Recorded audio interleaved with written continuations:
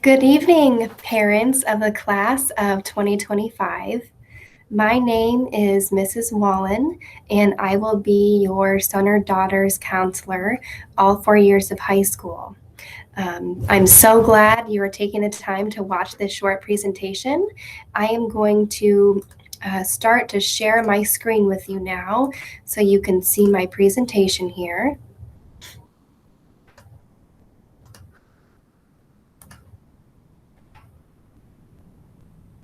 All right, so I'm here to talk to you about really just two main things today.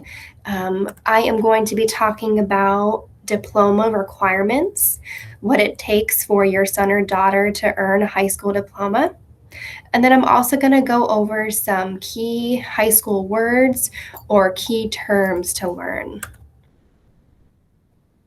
This is a very exciting time for your son or daughter to be able to explore different career options. So along with these diploma requirements, your son or daughter will be able to pick elective classes that will help them figure out what they might want to do after they graduate from high school. Some words to know: Core 40 diploma. This is the minimum requirements for graduation. That number 40 there stands for 40 credits. A Core 40 diploma with academic honors is also an option. This diploma requires a minimum of 47 credits, and it's a little bit more challenging. It also requires that your son or daughter do some fine arts, world language, and take an extra year of math. There's also the Core 40 with technical honors. This is also an honors diploma, but it has to do with picking classes that are in a technical field. Course of study guide. This means a document that has a complete list of all the classes offered, as well as their descriptions. Prerequisite. This means it's a class required to be taken before you take another class. A credit means your son or daughter has passed a full semester class. At the middle school, you had some 9-week courses. Our classes go by semester. So earning a D- or higher in a semester class equals 1 credit. Your student can earn up to 7 credits per semester or 14 credits per year. The term 4-year plan is referring to a high school plan that outlines your son or daughter's classes that they'll be taking each year of high school. I will be helping them create this in the freshman class called Preparing for College and Careers. This is a live document, so it's ever changing depending on the student's change of interests, just to make sure they're staying on the right track to earn that diploma. Electives are referring to student-chosen classes. There's lots of different elective choices. So electives has to do with those classes they get a choice in which they take. So what's the next step? How do you earn a high school diploma? There are essentially 3 different boxes that your student will have to meet. The first one has to do with credits. So it has to do with earning the right credits for a Core 40, an academic honors, or a technical honors diploma. The second one has to do with learning and demonstrating employability skills. And the third one is reaching a post-secondary ready competency. So let's talk about that first box first, the credits. The Core 40 diploma is the minimum requirements for graduation. It's a combination of credits from different subject areas. So the first subject at the top there is English. They must earn 8 credits in English. That means taking English every year they're in high school. Math, 6 credits of math. Algebra 1, geometry, and algebra 2. If your son or daughter already took some math in middle school, they do still have to earn 6 credits total after they've entered high school. So let's say your student is taking Algebra 1 this year. Their freshman year, they'll take geometry, and then Algebra 2, and then after that, they'll still have to choose one more year of math to meet that minimum 6 credit requirement. In science, there are also 6 credits required. 2 credits will come from biology. 2 credits will come from either chemistry 1, physics, or integrated chemistry and physics. So your student has to choose one of those 3. And then the last 2 credits come from any science class that we offer.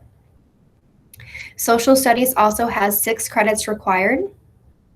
2 credits will come from world history. 2 credits will come from US history. And then 1 credit from US government and 1 credit for economics. Your student also has directed electives to choose. These can come from world languages, fine arts, or career technical education classes. They also have to earn 2 credits in PE, 1 credit in health, and then those last 6 credits can be from any class at all that we offer here at the high school, and that totals your minimum of 40 credits. A Core 40 with academic honors, the minimum amount of credits is 47. They will have to complete all of those Core 40 requirements as well as earn 2 additional credits in math. They will also have to earn 6 to 8 credits in world language. So they'll need to earn 6 credits in 1 language or 8 credits in 2. So that means getting through 3 years of 1 language or taking 2 years of 2 different languages. They will also have to choose and pass 2 fine arts credits. The grade requirement is, the standard is a little bit higher. They'll have to earn a C- or higher in all of their classes. They will also have to end up with a B- or higher grade point average. This last requirement, they get a couple choices. They can earn 4 credits in 2 or more AP courses. They could earn 6 dual credit transcripted college courses. They can earn a combination of AP credits and transcripted credits. It's also an option for your student to get a certain test score on the SAT or ACT, but we tend to recommend that your student choose either the AP or dual credit option. Your student could also earn a technical honors diploma. This is also a minimum of 47 credits. However, those extra credits have to come from a career pathway. They also have to earn that C- or higher in classes and have a B- or better average, just like the academic honors, and then complete one of these following as well.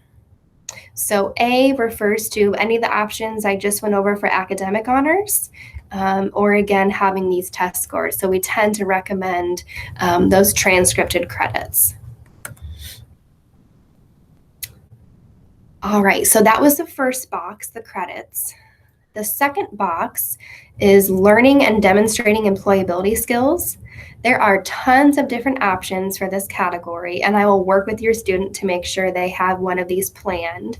It can be participation in a sport. It could be another co-curricular club from the list. Your student might also have a part-time job, and that will meet this requirement. The third box has to do with post-secondary ready competencies. So I'm going to go over just a couple of these options. Probably the most popular options that we have that students meet would be getting an academic or technical honors diploma. They could also get a certain test score on the SAT, ACT, or ASVAB.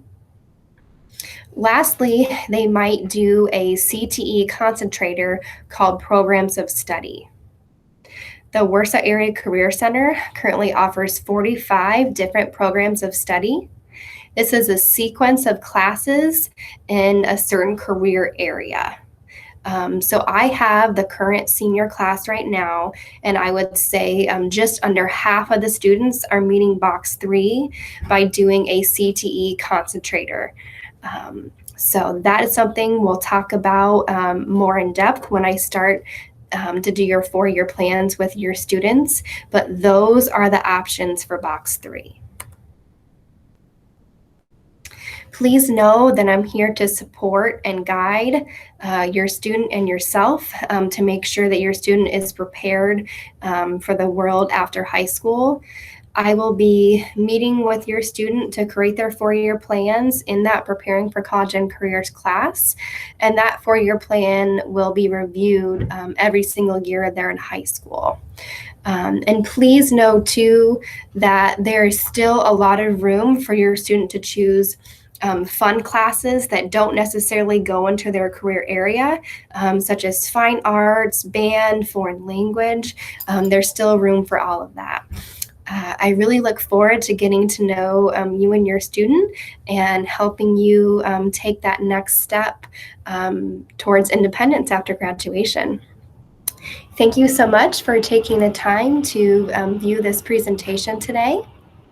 If you would like to reach me, you can send me an email if you have any questions after this video.